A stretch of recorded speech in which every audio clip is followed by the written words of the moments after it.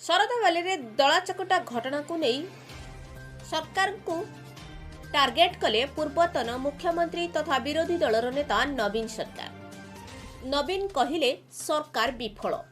ଶରଧାବାଲିରେ ଦଳଚକଟାରୁ ମୃତ୍ୟୁ ଘଟଣା ସରକାରଙ୍କ ବିଫଳତାକୁ ଦାୟୀ କଲେ ନବୀନ ପଟ୍ଟନାୟକ। ଶାନ୍ତିପୂର୍ଣ୍ଣ ରଥଯାତ୍ରା ଆୟୋଜନରେ ସରକାରଙ୍କର ଅକ୍ଷମତା ପଦାରେ ପଡ଼ିଛି। ଶରଧାବାଲି ଅଘଟଣ ପରେ ଏହି ପ୍ରତିକ୍ରିୟା ରଖିଛନ୍ତି ବିରୋଧୀ ଦଳର ନେତା ନବୀନ ପଟ୍ଟନାୟକ। ରଥଯାତ୍ରାରେ ଭିଡ଼ ପରିଚାଳନାର ବିଫଳତା ଯୋଗୁଁ ଶହ ଶହ ଭକ୍ତ ଆହତ ଓ ନିହତ ମଧ୍ୟ ହୋଇଛନ୍ତି। ଦିନକ ପରେ ଶରଧାବାଲିରେ ଦଳାଚକଟା ଘଟଣାକୁ ନେଇ ନବୀନ କ୍ଷୋଭ ପ୍ରକାଶ କରିଛନ୍ତି।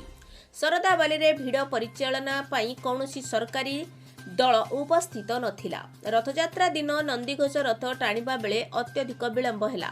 ମହାପ୍ରଭୁଙ୍କ ଇଚ୍ଛା ବାହାନା ଦେଖାଇଲେ ସରକାର। ପ୍ରଶାସନିକ ଦାୟିତ୍ୱହୀନତାକୁ ଲୁଚାଇବାକୁ ପ୍ରୟାସ କରାଯାଇଥିଲା।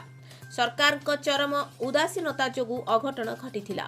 ଆଗକୁ ଅନ୍ୟ ପ୍ରମୁଖ ନୀତିକାନ୍ତି କାର୍ଯ୍ୟରେ ସୁଧାର ପାଇଁ ଆହ୍ୱାନ ଦେଲେ ନବୀନ ପଟ୍ଟନାୟକ।